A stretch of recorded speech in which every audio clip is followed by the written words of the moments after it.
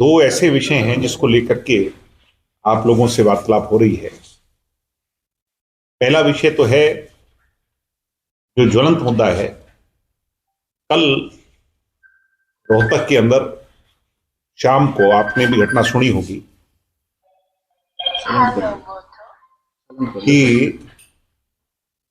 जो हरियाणा की पुलिस की आईजी की कोठी है उसके बिल्कुल निकट दिल्ली बाईपास पर सरेआम 35 राउंड फायर हुए, एक व्यक्ति की जान ले ली गई। ये सिर्फ कल की घटना नहीं है। आगे बात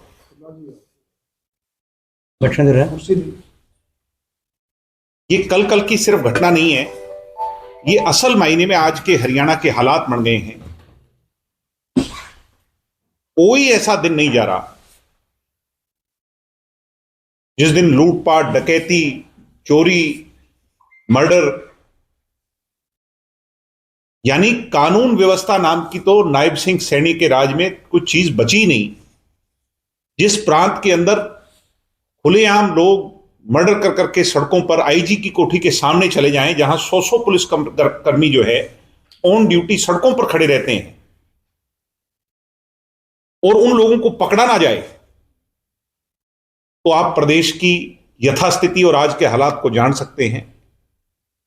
जिस प्रांत में 2-2 साल की बच्चियों को पकड़कर किडनैप कर दवाड़ी जैसे क्षेत्र में रेप कर और नहर में फेंक दिया जाता है।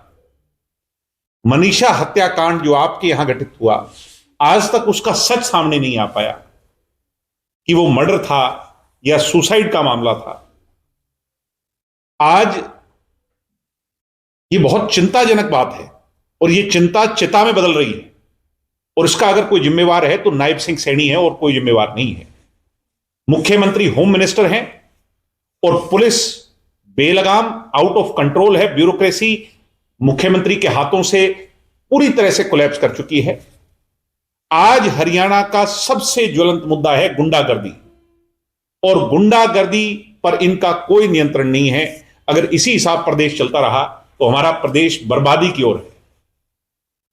एक जमाने में हम कहते थे यूपी और बिहार, आज मैं कह सकता हूं नायब सिंह सैनी के राज में हम बिहार से बदतर हालात पे खड़े हैं। आज के दिन कोई किसी की जान लेना चाहे, कोई किसी को मारना चाहे, कोई किसी पर गोली बरसाना चाहे, तो खुलेआम हरियाणा उनके लिए प्ले फील्ड बन गई। नायब सिंह सैनी इसके जिम्मेवार है, दूसरा आदमी नहीं है। मैं तो यह मानता हूं आज के हालात को देख करके कि ऐसे व्यक्ति को, नायब सिंह सैनी को, मुख्यमंत्री के पद पर रहने का कोई अधिकार बचता नहीं है। उन्हें तो अपने अंदर झांक करके हरियाणा की जनता से माफी मांग करके रिजाइन कर देना चाहिए। जो पुलिस पर लगाम नहीं, जो व्यापारी को सुरक्षित नहीं कर सकता, दुकानदार को सुरक्षित नहीं कर सकता, सामान्य जन को सुरक्षित नहीं कर सकता, आज कोई, मैं कहता हूं कि पहले सुनते थे पंजाब में ऐसा है, अब तो पंजाब में जो हालात है उससे बदतर हालात हमारी हो गई। कोई किसी को टेलीफोन करके एक्सटॉर्शन मांगता है। और मैं मुख्यमंत्री जी को कहना चाहूंगा कि जो मामले आपके सामने आ रहे हैं ये सिर्फ 10% है। 90% लोग तो आपके राज में घबरा करके बदमाशों से उनको उनकी पेमेंट्स कर रहे हैं, पैसा दे रहे हैं। ये सच्चाई है हरियाणा की। इसका जिम्मेवार और कोई नहीं है, नायब सिंह सैनी है। हरियाणा को बचाना हम सब लोगों की जिम्मेवारी है, और जननायक जनता पार्टी और हम सब लोग भविष्य में रणनीति बना करके और सरकार से कानून व्यवस्था की लड़ाई लड़ेंगे। हरियाणा में कानून का राज चौधरी देवीलाल ने स्थापित किया। हरियाणा में हर मुख्यमंत्री ने कानून की लड़ाई लड़ी। कोई भी मुख्यमंत्री हरियाणा का रहा, चाहे बंसीलाल रहे, चाहे भजनलाल रहे, चाहे ओम प्रकाश चौटाला रहे, इससे बेहतर हालात तो खट्टर जी की सरकार में भी थे, जो आज इन लोगों ने हरियाणा का बेड़ा गर्क कर दिया। मेरे हिसाब से भिवानी में भी कोई ऐसा दिन नहीं जाता होगा जब इस तरह की अप्रिय घटना सामने ना आए।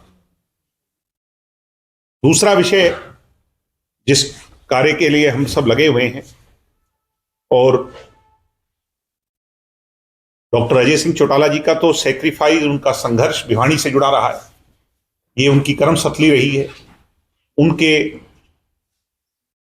राजनीतिक जीवन को अगर हम देखें तो चौधरी देवीलाल के असूलों पर वो जीवन टिका हुआ है। जनता दल से अगर दाता रामगढ़ के उस दौर से शुरुआत करूं, नौहर से जाकर के वो विधायक बने, और जब हालात हरियाणा प्रदेश के अंदर बदलाव के लाने की बात थी, यहां के नौजवानों की आवाज उठाने की बात थी, तो भिवानी में आकर के उन्होंने अपने क्षेत्र को चुना, यहां से सांसद बने, यहां के लोगों का उन्हें प्यार मिला और रिकॉर्ड नौकरियां देकर के यहां के लोगों को उन्होंने एक नई दिशा दी, नई नौजवान पीढ़ी को दिशा दी। आज उनके जीवन को संघर्ष के तराजू पर तोलें तो बिना किसी वजह के सिर्फ कांग्रेस के षड्यंत्र से उन्हें 10-10 साल की कैद काटनी पड़ी। उसके बाद भी वो कभी निराश और हताश नहीं हुए। हरियाणा में जो जन विरोधी, युवा विरोधी सरकार है, इसके खिलाफ लड़ने के लिए और युवा को एक नई उसमें चेतना जागृत करने के लिए 13 मार्च का दिन, उनका जन्मदिवस का दिन, उनका 65वां जन्मदिवस जो है, इससे शुभ अवसर नहीं हो सकता। तो हमने युवा इकाई ने फैसला लिया है कि हम डॉक्टर साहब के जन्मदिन पर झांसी नए जिले के अंदर जन चेतना हरियाणा, सर्व हरियाणा जन चेतना दिवस के तौर पर हम उसे मनाएंगे, जिसमें लाखों हरियाणा के नौजवान एकत्रित होकर के डॉक्टर साहब के जन्मदिन को धूमधाम से मनाएंगे। वहीं हरियाणा की सरकार के आगे एक चुनौती बनेंगे, मजबूती से इनके सामने खड़े होंगे। तो उसके लिए आपको न्योता देता हूं, आपके माध्यम से पूरे प्रदेश के नौजवानों को न्योता देता हूं। और ये 2 विषय थे जिन पे आज आपसे रूबरू होना था। मगर बर्निंग इशू है कि हरियाणा के अंदर कानून व्यवस्था, मुझे लगता है कि मीडिया को भी सचेत हो जाना चाहिए। अगला टारगेट मीडिया होगी। मीडिया को भी ये लोग नहीं बख्शेंगे जिस हिसाब से गुंडई और बदमाशी हरियाणा में चल रही है। बहुत बहुत धन्यवाद। आपने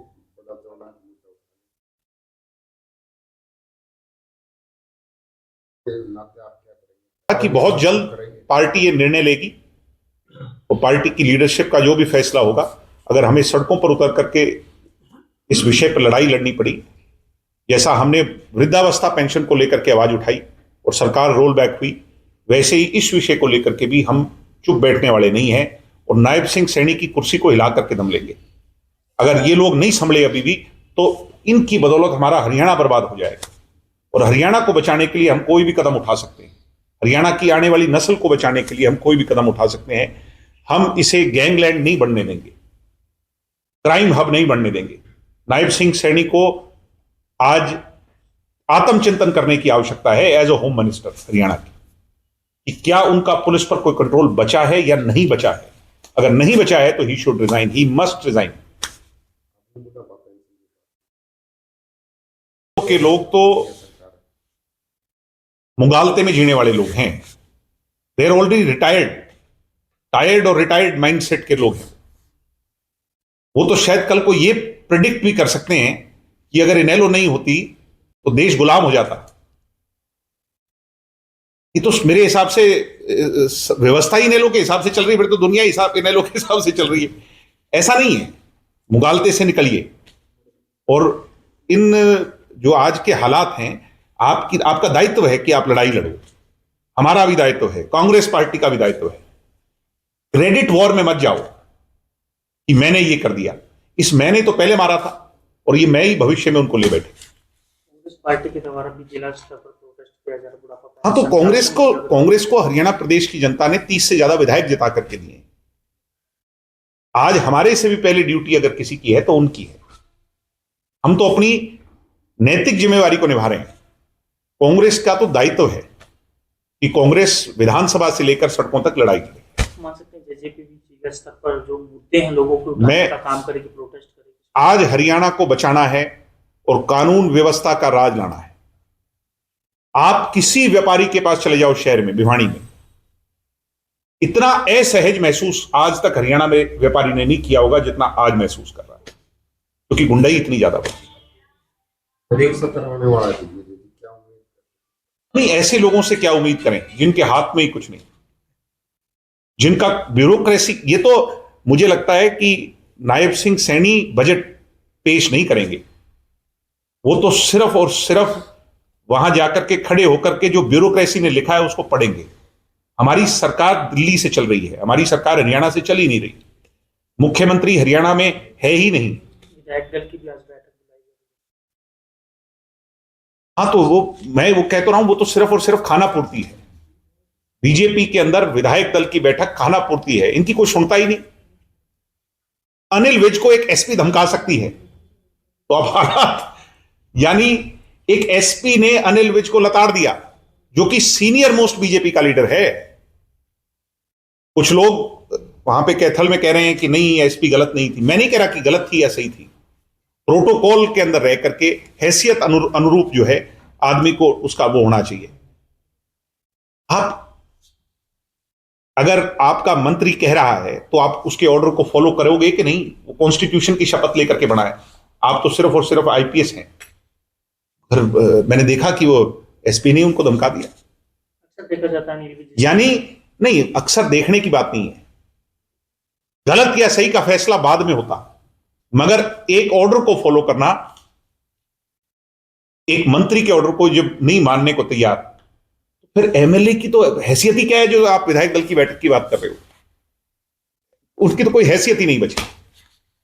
पंजाब की एक महिला विधायक श्रेया मुख्यमंत्री पर मिलने का आरोप है। ये तो बात बार बार हम कह रहे हैं कि मुझे लगता है कि ये नायब सिंह सैनी जी को सोचना चाहिए कि वो हरियाणा के मुख्यमंत्री हैं या पंजाब के।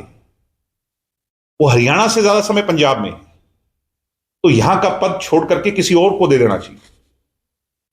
अगर उन्हें पंजाब में रहना है, अच्छी बात है, अपनी पार्टी का प्रचार करें, इस पद से अपने आप रिजाइन करके जाएं।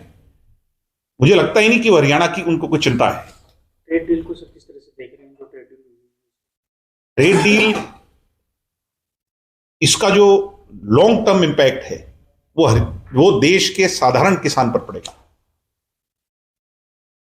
हमारे पर दबाव से अमेरिकन बुलीज ने हमें, हमारी गर्दन को पकड़ करके वो सब करवा लिया जो हम नहीं करना चाहते थे। और उसके बाद आप ये देखिए कि एप्स्टीन फाइल में, टाइमिंग को पहचानिए, एप्स्टीन फाइल में नाम आना और ट्रेड डील होना, यानी सब कुछ एक दूसरे से बंधा हुआ है। दिग्विजय जी, आपने हैसियत की बात की मंत्री की। विधायक जो कैथल के थे हंस जी, उन पर एफआईआर दर्ज हुई, साथ ही एक पत्रकार हैं, 4 लोग एसडीएम। नहीं, अगर प्रोटेस्ट के तौर पर किसी को झुंझुना पकड़ा करके अगर अपना प्रोटेस्ट जाहिर कर रहे हो तो इसमें क्या गलत है? प्रोटेस्ट डेमोक्रेसी में जाहिर करने के तरीके क्या हैं? दुष्यंत चौटाला ने प्रोटेस्ट जाहिर कर करके ट्रैक्टर को पार्लियामेंट में ले गए थे। चौधरी देवीलाल ने बढ़ती हुई तेल की कीमतों पर बैलगाड़ी पार्लियामेंट में ले गए थे। तो झुंझुने से कोई उनको हार्म तो नहीं किया, कोई उनको किसी तरह की क्षति नहीं हुई। अगर ये प्रोटेस्ट करना ही गलत है तो फिर इनकी सोच गलत है। एक 2012 की भर्ती हुई थी, 4000 जो शिक्षक लगे थे, अब उनके उसके बारे में पूरा संज्ञान मेरी उसमें नहीं है। जैसे ही अगर ये मामला हमारी संज्ञान में आएगा, इसके बारे में वो एक्सप्लोर करें।